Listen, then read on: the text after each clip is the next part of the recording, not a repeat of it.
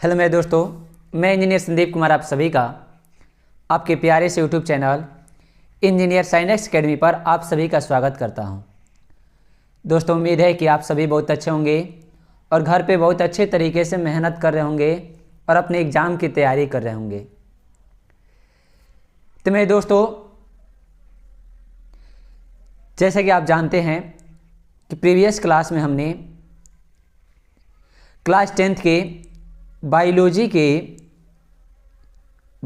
के 50 महत्वपूर्ण ऑब्जेक्टिव प्रश्न देखा था, जो आपके बोर्ड एग्जाम के लिए बहुत ही ज़्यादा क्या है, महत्वपूर्ण है।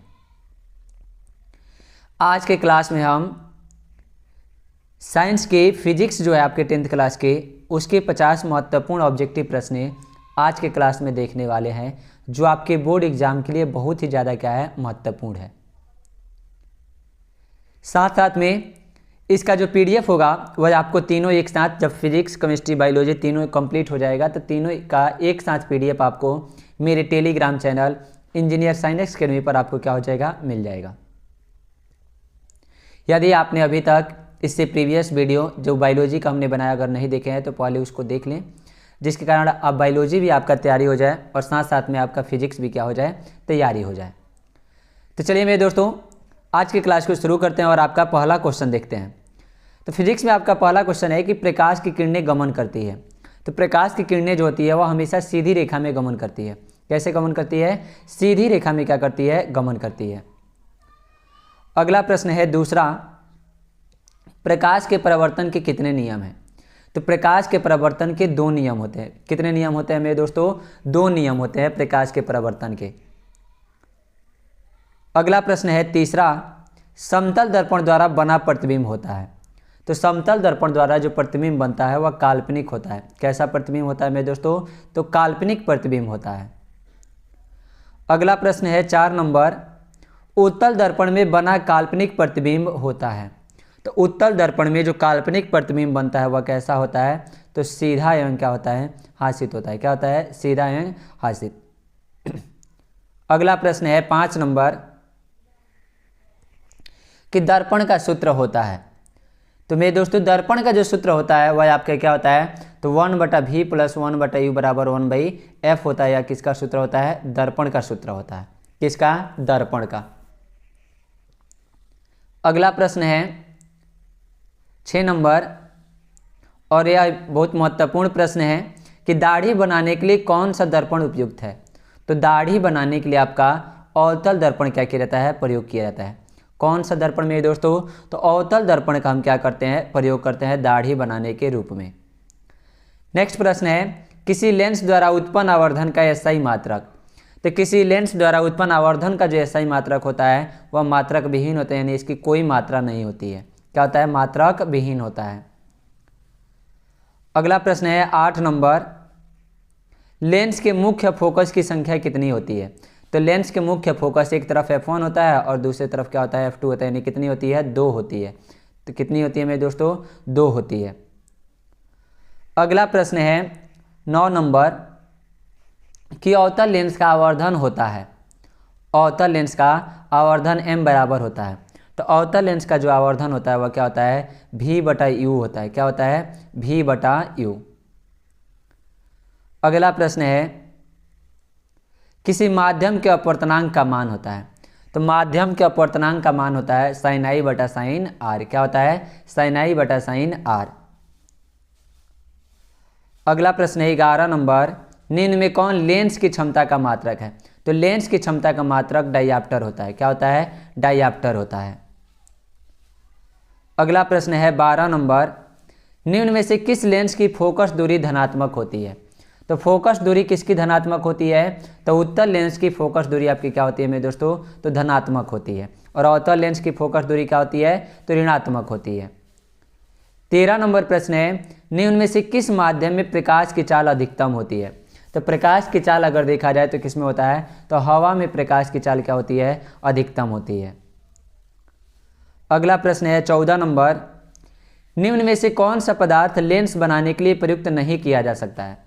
तो कौन सा पदार्थ लेंस बनाने के लिए प्रयुक्त? तो जल का हो सकता है, कांच भी हो सकता है, प्लास्टिक भी, लेकिन मिट्टी का प्रयोग हम लेंस बनाने के रूप में नहीं कर सकते हैं। नेक्स्ट प्रश्न है 15 नंबर, किसी वस्तु का प्रतिबिंब कहाँ बनता है? तो किसी वस्तु का प्रतिबिंब जो होता है वह हमारी आँख के रेटिना वाले भाग पर बनता है। कहाँ बनता है? रेटिना पर बनता है। 16 नंबर प्रश्न है कि निकट दृष्टि दोष दूर करने के लिए किस चश्मे का लेंस व्यवहार होता है? तो निकट दृष्टि दोष के लिए किस लेंस का? तो अवतल लेंस का प्रयोग करते हैं। किसका प्रयोग करते हैं? अवतल लेंस का प्रयोग करते हैं। वहीं दूर दृष्टि के लिए उत्तल लेंस का प्रयोग किया जाता है। अगला प्रश्न है स्पेक्ट्रम प्राप्त करने के लिए किसका उपयोग होता है? तो स्पेक्ट्रम प्राप्त करने के लिए हमेशा प्रिज्म का हम उपयोग करते हैं। किसका उपयोग करते हैं? प्रिज्म का उपयोग किया जाता है। अगला प्रश्न है 18 नंबर, स्पेक्ट्रम में किस रंग के किरण का झुकाव अधिक होता है? तो किसके किरण का झुकाव अधिक होता है? तो सबसे ऊपर देखा जाए तो क्या होता है? लाल होता है। क्या होता है? लाल। और सबसे नीचे क्या होता है? बैगनी होता है। क्या होता है? बैगनी। तो अगर कहेगा कि इसका झुकाव अधिक होता है तो बैगनी का, और कौन सबसे कम झुकता है तो वह क्या होता है? लाल होता है। अगला प्रश्न है 19 नंबर, वायुमंडल में कौन सा वर्ण अधिक प्रकीर्णन करता है? मतलब सबसे ज़्यादा फैलने वाला कौन सा रंग होता है वायुमंडल में? तो वह कौन सा होता है? नीला होता है। कौन सा होता है? नीला। बैगनी, नीला। अगला प्रश्न है विद्युत आवेश का एसआई मात्रक क्या है? तो विद्युत आवेश का जो एसआई मात्रक होता है वह क्या होता है मेरे दोस्तों? तो कूलम होता है। क्या होता है? कूलम होता है। अगला प्रश्न 21 नंबर, 1 माइक्रो एम्पियर के तुल्य कितना विद्युत धारा होगा? तो 1 माइक्रो एम्पियर के तुल्य 10 के पावर माइनस 6 एम्पियर होता है। कितना होता है? 10 के पावर माइनस 6 एम्पियर। अगला प्रश्न है 22 नंबर, धारा मापने में किसका उपयोग होता है? तो धारा मापने में ए मीटर का उपयोग किया जाता है। किसका? ए मीटर का उपयोग किया जाता है। अगला प्रश्न है 23 नंबर, विभवांतर का एसआई मात्रक होता है। तो विभवांतर का एसआई मात्रक क्या होता है मेरे दोस्तों? तो विभवांतर का एसआई मात्रक वोल्ट होता है। क्या होता है? वोल्ट होता है। अगला प्रश्न है 24 नंबर, 1 वोल्ट बराबर होता है। तो 1 वोल्ट बराबर क्या होता है? तो जूल प्रति क्या होता है? कूलाम होता है। क्या होता है? जूल प्रति कूलाम। V बराबर क्या होता है? W बटा क्या होता है? Q। तो वर्क होता है उसके मात्रक क्या होता है? जूल, और आवेश का मात्रक क्या होता है? कूलाम। तो इसी फॉर्मूले के सहायता से जूल प्रति का होगा कूलाम होगा। अगला प्रश्न है 25 नंबर, किसी कुंडली का प्रतिरोध ज्ञात करने के लिए सूत्र है। तो कुंडली का प्रतिरोध ज्ञात करने के लिए जो सूत्र होता है वह क्या होता है? R बराबर V बटा क्या होता है? I होता है, या V बराबर क्या होता है? IR। तो अगर हम यहाँ से R निकालें तो I कहाँ चला जाएगा? इसके V के बटा में, तो V बटा I बराबर क्या हो जाएगा? R हो जाएगा। यानी R बराबर V बटा क्या होता है? I होता है। अगला प्रश्न है 26 नंबर, विद्युत बल्ब का तंतु बना होता है। तो विद्युत बल्ब का जो तंतु बना होता है वह टंगस्टन का बना होता है। किसका बना होता है? टंगस्टन का बना होता है। अगला प्रश्न है किसी चालक के प्रतिरोधकता का मात्रक है।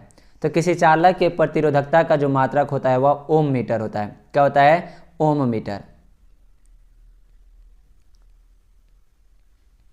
नेक्स्ट प्रश्न है आपका 28 नंबर, प्रतिरोध का एसआई मात्रक। तो प्रतिरोध का जो एसआई मात्रक होता है वह क्या होता है मेरे दोस्तों? तो वह आपका ओम होता है। क्या होता है? ओम होता है प्रतिरोध का एसआई मात्रक। अगला प्रश्न है 29 नंबर, विद्युत शक्ति का एसआई मात्रक होता है। तो विद्युत शक्ति का जो एसआई मात्रक होता है वह वाट होता है। क्या होता है? वाट होता है। अगला प्रश्न है 30 नंबर, 1 किलोवाट घंटा निम्नलिखित में से किसके बराबर है? तो 1 किलोवाट घंटा जो होता है वह किसके बराबर होता है? तो 3.6 गुणे 10 के पावर 6 जूल होता है। कितना होता है? 3.6 गुणे 10 के पावर 6 जूल। अगला प्रश्न है किसी विद्युत बल्ब पर 220 वोल्ट तथा 100 वाट अंकित है। जब इसे 110 वोल्ट पर प्रचालित करते हैं तब उसके द्वारा उपयुक्त शक्ति कितनी होगी? अब 220 वोल्ट है तो 100 वाट, और वहीं 110 वोल्ट रहेगा तब उसके द्वारा उपयुक्त शक्ति कितनी होगी? तो इसके द्वारा उपयुक्त शक्ति जो होती है वह कितनी होगी मेरे दोस्तों?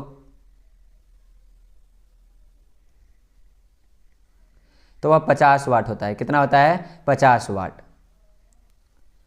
अगला प्रश्न है निम्नलिखित में से कौन सा पद विद्युत परिपथ में विद्युत शक्ति को निरूपित नहीं करता है? तो विद्युत परिपथ में विद्युत शक्ति को निरूपित कौन नहीं करता है, निरूपित नहीं करता है। तो कौन सा, तो I² जो होता है वह निरूपित नहीं करता है।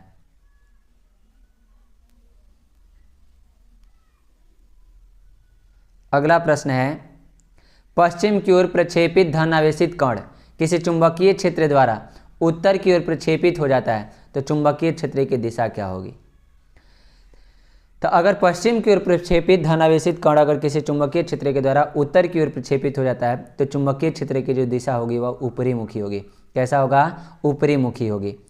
क्या है कि चुंबकीय जो रहता है वह उत्तर की ओर क्या करता है, दिशा बताता है। अगला प्रश्न है, डायनेमो यांत्रिक ऊर्जा को किस ऊर्जा में परिवर्तित करता है। तो डायनेमो जो रहता है वह यांत्रिक ऊर्जा को विद्युत ऊर्जा में परिवर्तित करता है। किस में परिवर्तित करता है, विद्युत ऊर्जा में। 35 नंबर प्रश्न है, विद्युत धारा उत्पन्न करने की युक्ति को कहते हैं। तो विद्युत धारा उत्पन्न करने की युक्ति को क्या कहा जाता है, जनित्र कहा जाता है। क्या कहा जाता है, जनित्र।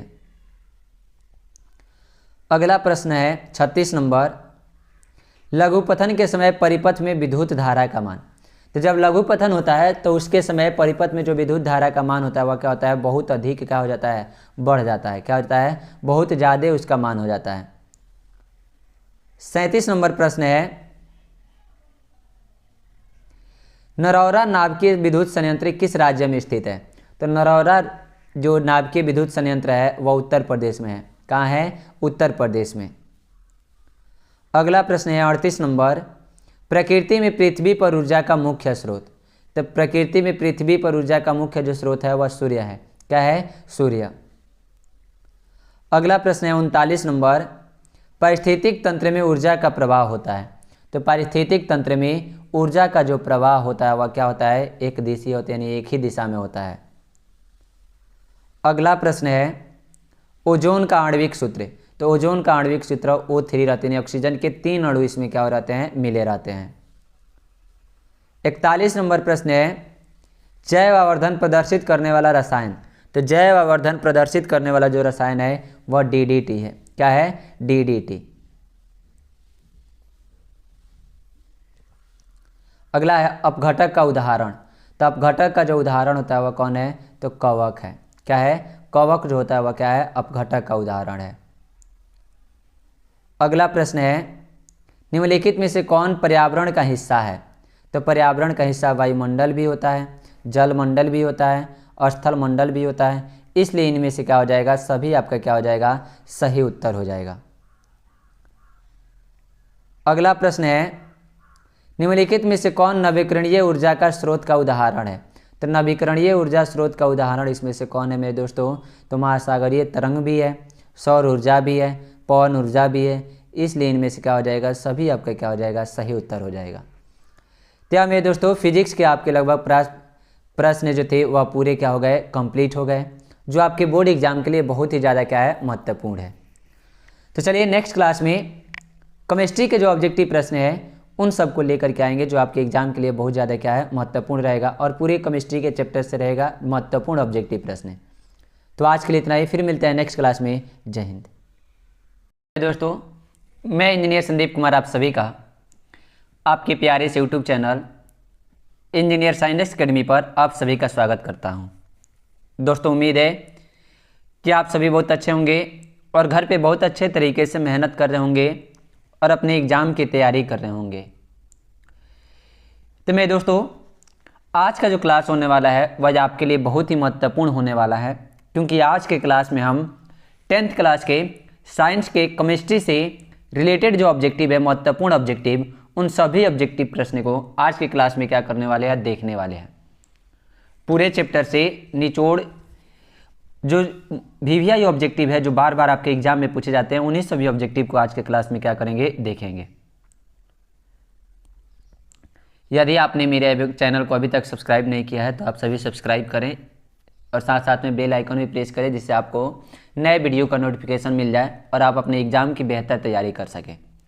साथ साथ में इसका जो PDF होगा वह आपको मेरे Telegram channel engineer science academy पर मिल जाएगा। इसी नाम से टेलीग्राम चैनल है, उसको ज्वाइन करके आप क्या कर सकते हैं मेरे दोस्तों, PDF प्राप्त कर सकते हैं।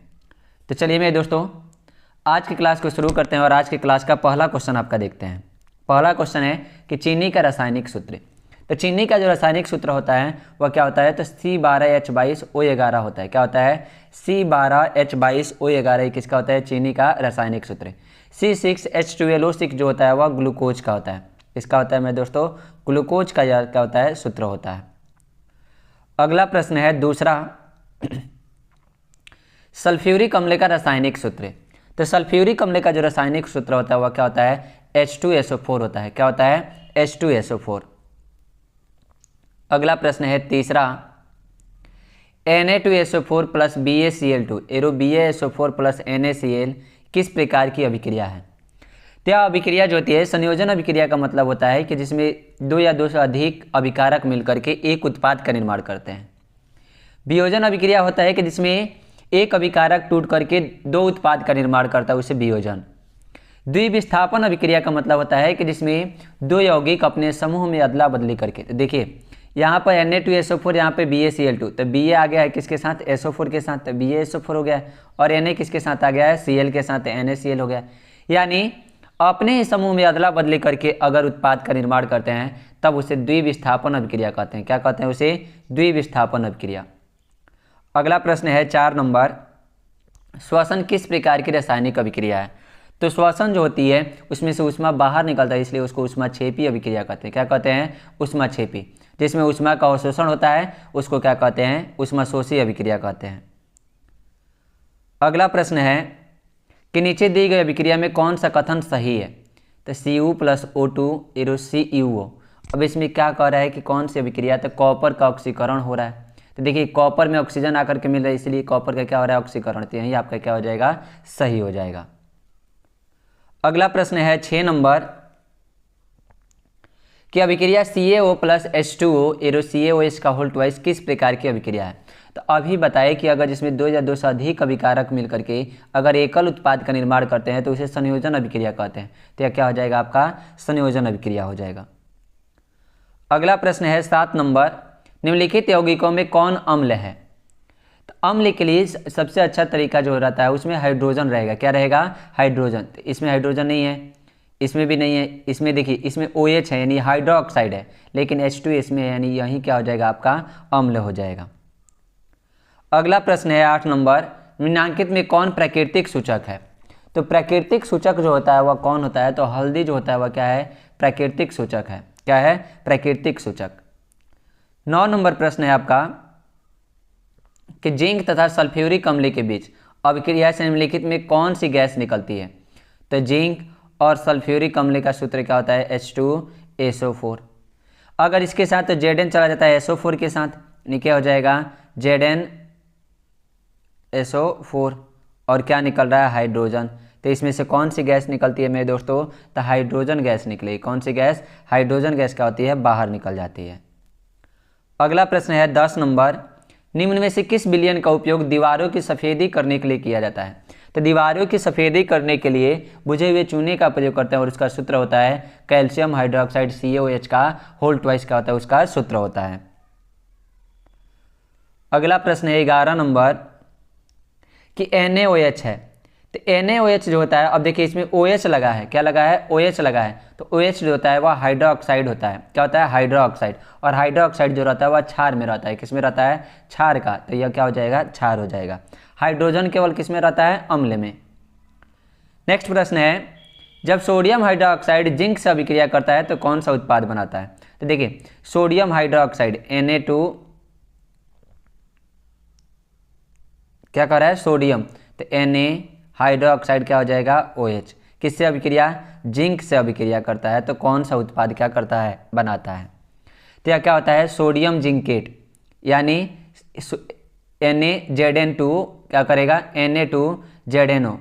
Na2ZNO2 प्लस क्या करता है, H2O का क्या करता है, निर्माण करता है। सोडियम जिंकेट का क्या करता है, या निर्माण करता है।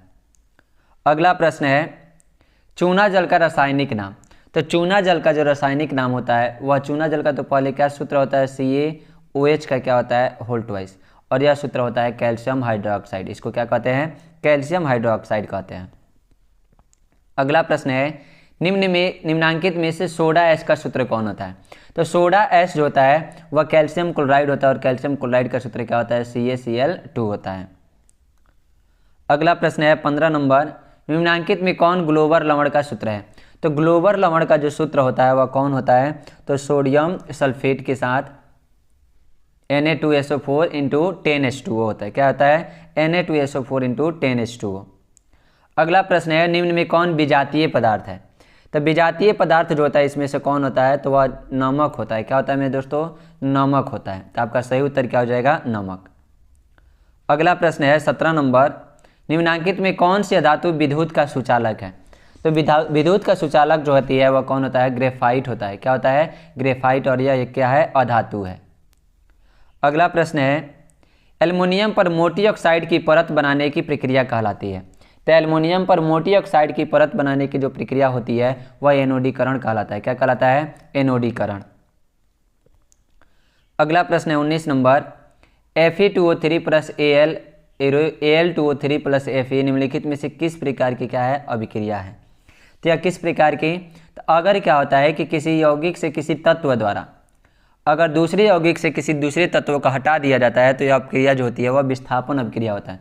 तो देखिए Fe2O3 क्या है? यौगिक। और एल्युमिनियम क्या है? तत्व, एलिमेंट है। और इसके द्वारा हटा दिया जा रहा है किसको? Fe को। यानी क्या हो जा रहा है? Al2O3 प्लस क्या? Fe। तो यह किस प्रकार की अभिक्रिया हो जाएगा? तो विस्थापन अभिक्रिया हो जाएगा। क्या हो जाएगा? विस्थापन अभिक्रिया।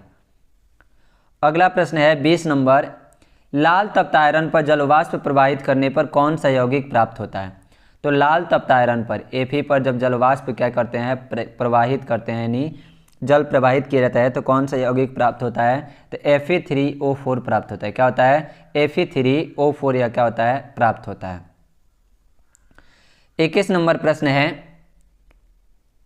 निम्नलिखित में से किस कारण से सामान्य नमक का जलीय घोल विद्युत का सुचालक होता है? तो सामान्य नमक का जो जलीय घोल होता है वह विद्युत का सुचालक हो जाता है। किसके कारण से? केवल ऋणावेश को गति कारण नहीं, धनावेश एवं ऋणावेश दोनों के विपरीत दिशा में गतियों के कारण। यही क्या हो जाएगा? आपका सही उत्तर हो जाएगा। अगला प्रश्न है 22 नंबर, निम्नलिखित में कौन सहसंयोजी यौगिक है? तो सहसंयोजी यौगिक जो होता है वह कार्बन के साथ हाइड्रोजन मिला रहता है, उसको क्या कहते हैं? सहसंयोजी यौगिक कहते हैं। इसमें बाकी में एक धातु और दूसरा अधातु है। अगला प्रश्न है, कार्बन की परमाणु संख्या। तो कार्बन का संकेत क्या होता है? C होता है। और इसका परमाणु संख्या कितना होता है? 6। परमाणु भार इसका कितना होता है? 12। अगला प्रश्न है 24 नंबर, ऑक्सीजन के दो परमाणुओं के बीच कितने आबंध पाए जाते हैं? तो ऑक्सीजन के दो परमाणुओं के बीच 2 आबंध पाए जाते हैं। कितने आबंध पाए जाते हैं? 2 आबंध पाए जाते हैं। 24 नंबर प्रश्न है, ऑक्सीजन के दो परमाणुओं के बीच कितने आबंध? तो यही क्या हो जाएगा? 2 आबंध क्या होते हैं? 2 पाए जाते हैं। 25 नंबर प्रश्न है, ग्लूकोज में कार्बन के कितने परमाणु होते हैं? तो ग्लूकोज का सूत्र क्या होता है? C6H12O6। तो कह रहा है किसके? कार्बन के। तो कार्बन में कितने हैं? 6। तो क्या हो जाएगा? 6। हाइड्रोजन में पूछेगा तो कितना हो जाएगा? 12। ऑक्सीजन में पूछेगा तो कितना हो जाएगा? 6। 26 नंबर प्रश्न है, नाइट्रोजन अणु में कितने सहसंयोजक बंधन होते हैं? तो नाइट्रोजन अणु में कितने होते हैं? तो हम इसे देखेंगे कि N3 के रूप में लिखा जाता है, यानी कितने होते हैं? 3 होते हैं। तो क्या हो जाएगा? ऑप्शन नंबर डी इसका सही उत्तर हो जाएगा। 27 नंबर प्रश्न है, स्टेनलेस स्टील मिश्र धातु है। तो स्टेनलेस स्टील जो होता है वह किसका मिश्र धातु होता है? तो वह लोहा का मिश्र धातु होता है। किसका होता है? लोहा का। या मेरे दोस्तों, केमिस्ट्री के आपके ऑब्जेक्टिव महत्वपूर्ण जो ऑब्जेक्टिव प्रश्न थे वह पूरे क्या होते हैं? कंप्लीट होते हैं, जो आपके बोर्ड एग्जाम के लिए बहुत ही क्या है? महत्वपूर्ण है। फिर मिलेंगे नेक्स्ट क्लास में नेक्स्ट वीडियो के साथ। आज के लिए इतना ही। जय हिंद। हेलो मेरे दोस्तों, मैं इंजीनियर संदीप कुमार आप सभी का आपके प्यारे से YouTube channel engineer sine x academy पर आप सभी का स्वागत करता हूं। दोस्तों, उम्मीद है कि आप सभी बहुत अच्छे होंगे और बहुत अच्छे तरीके से अपने घर पे एग्ज़ाम की तैयारी कर रहे होंगे।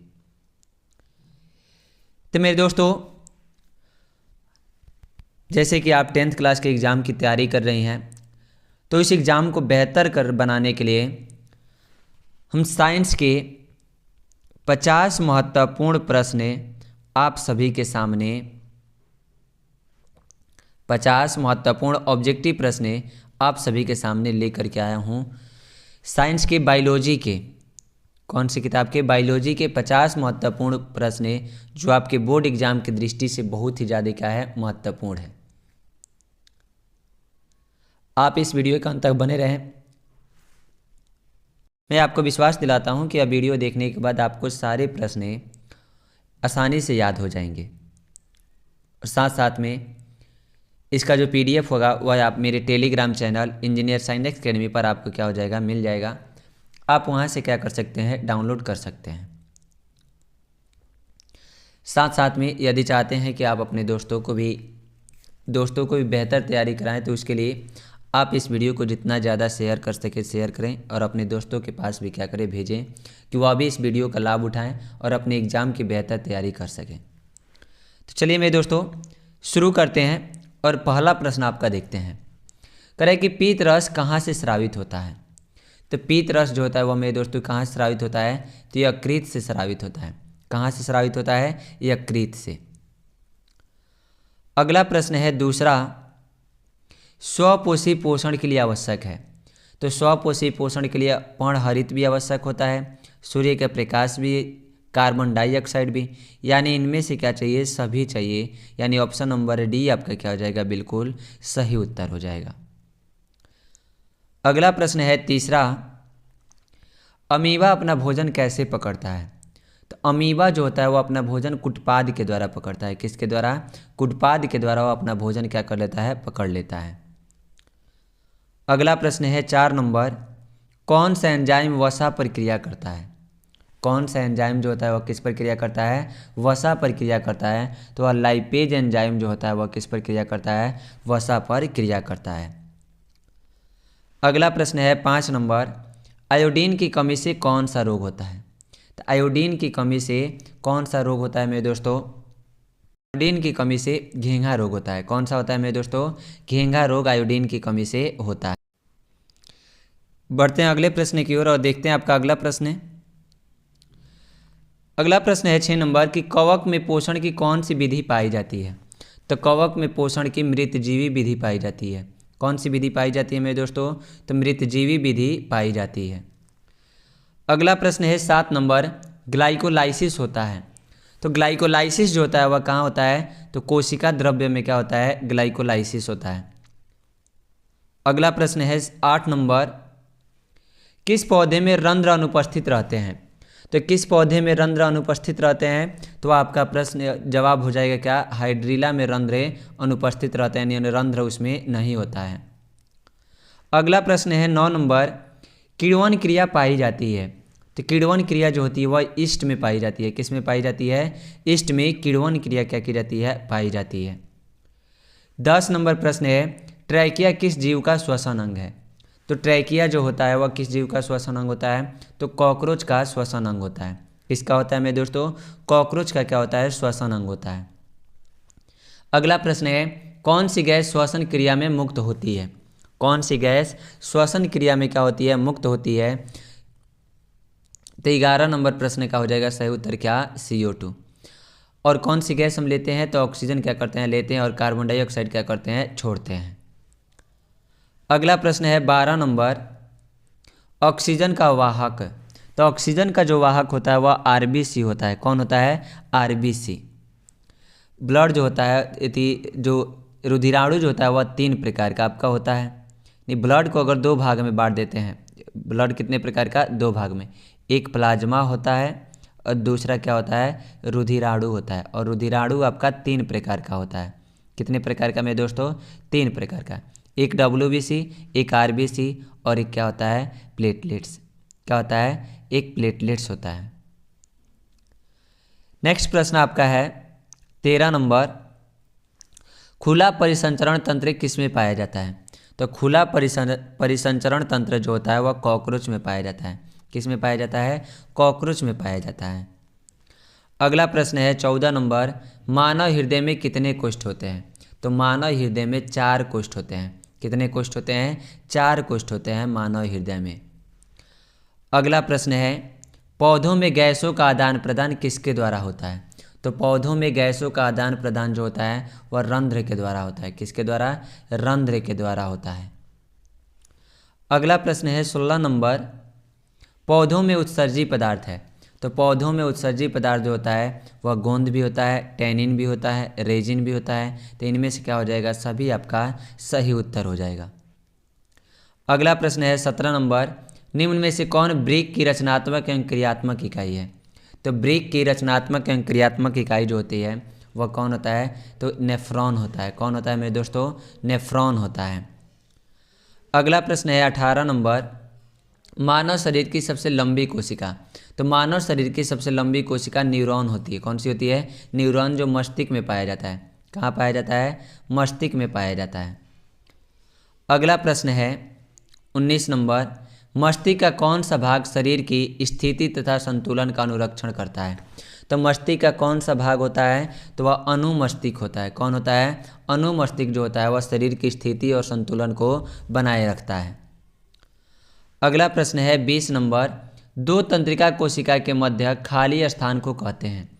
तो दो तंत्रिका कोशिका के मध्य जो होते खाली स्थान को क्या कहा जाता है, तो सिनेप्स कहा जाता है। क्या कहा जाता है, सिनेप्स कहा जाता है। अगला प्रश्न 21 नंबर, मस्तिष्क उत्तरदायी है। तो मस्तिष्क किसके लिए, तो सोचने के लिए होता है, हृदय स्पंदन के लिए भी उत्तरदायी होता है, शारीरिक संतुलन के लिए भी उत्तरदायी होता है। इसलिए इनमें से सभी आपका क्या हो जाएगा, सही उत्तर हो जाएगा। अगला प्रश्न है 22 नंबर, निम्नांकित में से कौन पादप हार्मोन नहीं है। तो इनमें से कौन पादप हार्मोन नहीं है, तो ऑक्सीटोसिन जो होता है वह पादप हार्मोन नहीं होता है। ऑक्सिन होता है, इथिलीन भी होता है और साइटोकाइनिन भी होता है। ऑक्सीटोसिन जो होता है वह नहीं होता है। अगला प्रश्न है 23 नंबर, इनमें से कौन पादप हार्मोन है। तो इनमें से पादप हार्मोन कौन है, तो साइटोकाइनिन जो होता है वह पादप हार्मोन होता है। यह तीनों नहीं होता है। अगला प्रश्न है 24 नंबर, मनुष्य के शरीर की सबसे बड़ी ग्रंथि। तो मनुष्य के शरीर की जो सबसे बड़ी ग्रंथि होती है वह कौन होती है, तो यकृत यानी लीवर जो होता है वह मनुष्य की सबसे बड़ी ग्रंथि होती है। 25 नंबर प्रश्न है, किसे रासायनिक दूत कहा जाता है। तो रासायनिक दूत जो होता है वह हार्मोन को कहा जाता है। किसको कहा जाता है, हार्मोन को रासायनिक दूत कहा जाता है। 26 नंबर प्रश्न है, इंसुलिन की कमी से होता है।